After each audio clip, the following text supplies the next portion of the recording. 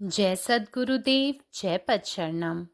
मेरे सद्गुरु की वाणी परम संत महात्मा यशपाल जी महाराज का प्रवृत्ति में निवृत्ति गृहस्थ धर्म के लिए श्रीमद् भगवद गीता का गीता सुधा भाष्य अध्याय 2 श्लोक 34। अकीर्तिं चापि भूतानि कथयिष्यन्ति ते अव्ययाम् संभावितस्य चाकीर्तिर्मरणादतिरिच्यते।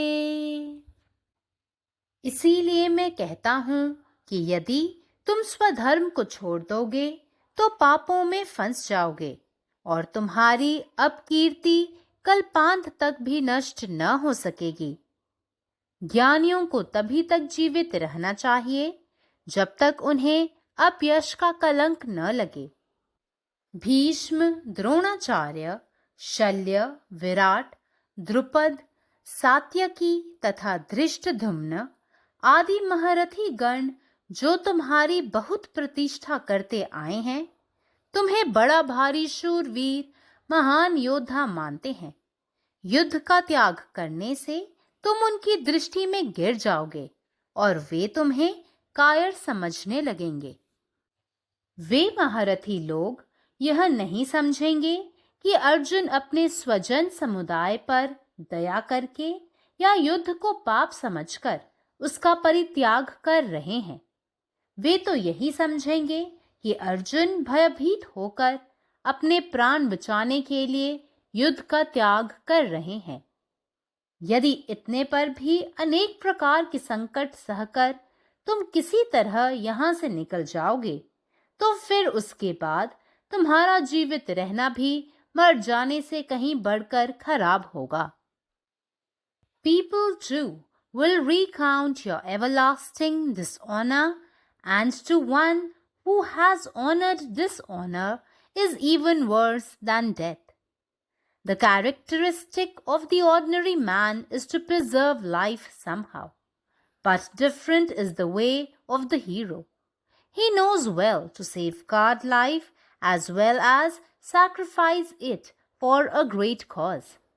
By his willingly surrendering life to an ideal, his glory increases and fame spreads.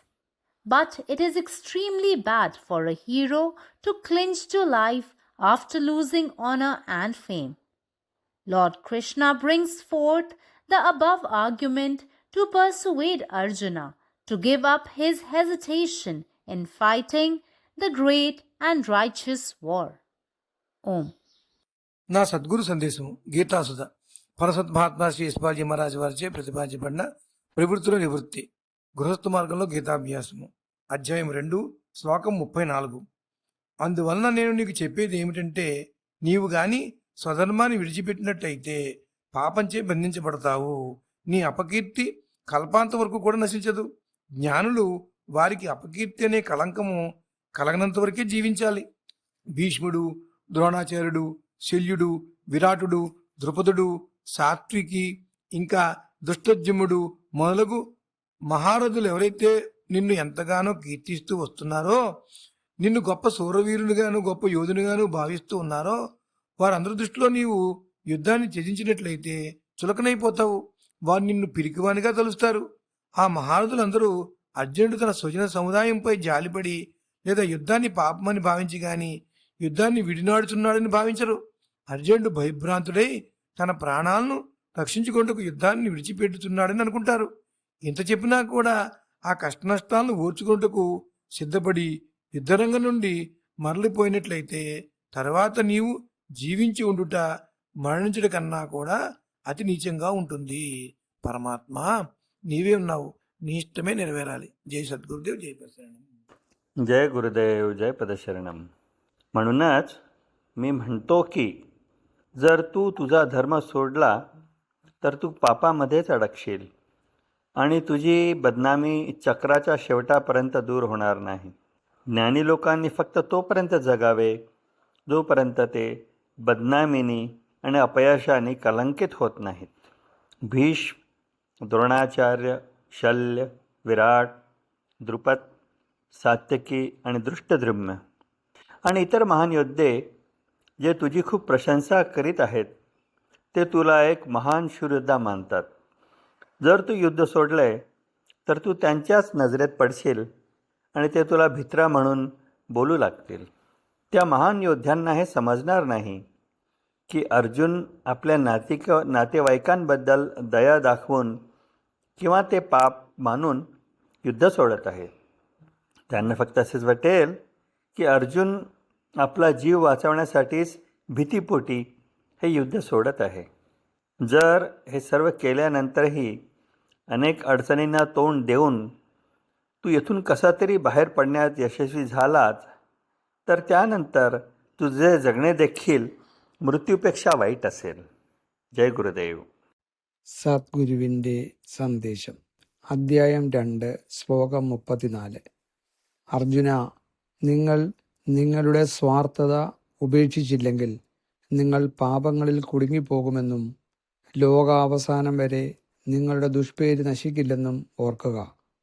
ദുഷ്പേരിൻ്റെ കളങ്കം ബാധിക്കാത്തിടത്തോളം മാത്രമേ ജ്ഞാനികൾ ജീവിക്കാവൂ.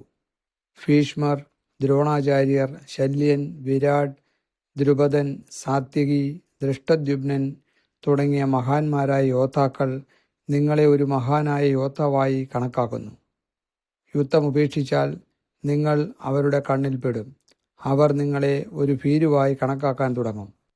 സ്വന്തം സമൂഹത്തോടുള്ള അനുകമ്പ കൊണ്ടോ പാപമായി കണക്കാക്കിയോ അർജുനൻ യുദ്ധം ഉപേക്ഷിക്കുന്നുവെന്ന് ആ മഹാസാരഥികൾക്ക് മനസ്സിലാകില്ല. അർജുനൻ ഭയന്നുപോയി എന്നും ജീവൻ രക്ഷിക്കാൻ യുദ്ധം ഉപേക്ഷിക്കുകയാണെന്നും അവർ കരുതും. ഇതൊക്കെ കഴിഞ്ഞിട്ടും നിരവധി ബുദ്ധിമുട്ടുകൾ നേരിട്ടും നിങ്ങൾക്ക് എങ്ങനെയെങ്കിലും ഇവിടെ നിന്ന് പുറത്തു കടക്കാൻ കഴിഞ്ഞാൽ നിങ്ങളുടെ പിന്നീടുള്ള ജീവിതം മരണത്തേക്കാൾ മോശമായിരിക്കും. മഹത്തായതും നീതിയുക്തവുമായ യുദ്ധം ചെയ്യാനുള്ള മടി ഉപേക്ഷിക്കുവാൻ അർജുനനെ പ്രേരിപ്പിക്കാൻ ഭഗവാൻ കൃഷ്ണൻ മുകളിൽ പറഞ്ഞ വാദം മുന്നോട്ട് വെക്കുന്നു. പരമാത്മാവ് നീ തന്നെ, നിന്റെ ഇഷ്ടം പൂർണ്ണമാകട്ടെ. ജയ് സദ്ഗുരുദേവ്. ജയ് പദശരണം. अकीर्तिं चापि भूतानि कथयिष्यन्ति ते अव्ययां संभावितस्य चाकीर्तिर मरणादतिरिच्यते.